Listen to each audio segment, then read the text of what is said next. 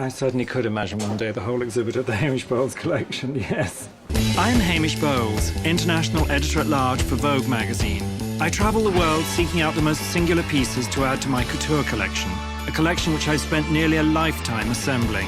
If it's out there, I'll find it on Vintage Bowles.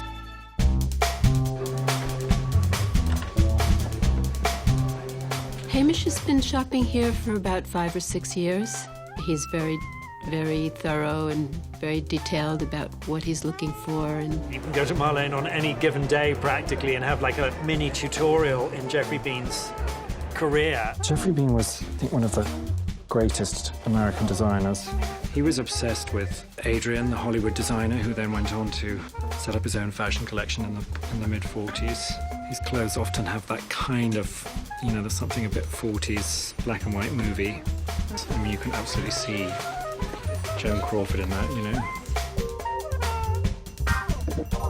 When he started and he was doing those very stiff little dresses that looked like cut-out paper dolls, almost two-dimensional, to the kind of liquid fluid 70s things he was doing, to the 80s very elaborate structured things where he's mixing and layering textiles and textures and color. This is a crazy bean. Look at these twisted colors. The ones I have actually have the showroom tag, and it has O-S, I think, which means original sample. This is the dress, but then the lining, it's a whole other silk taffeta.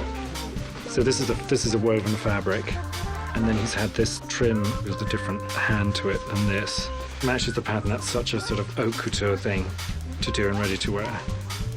Just because, you know, the client's going to know it's there, and maybe anyone who unzips her. That's about it. There's something so uniquely American about it, but there's a sense of craftsmanship that seems a little more European.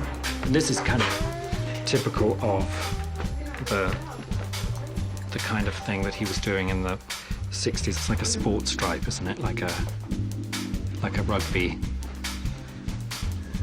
or a football outfit. You know, he did this whole collection that had giant numbers on the front, beaded on the front, like football sweaters. This is so funny.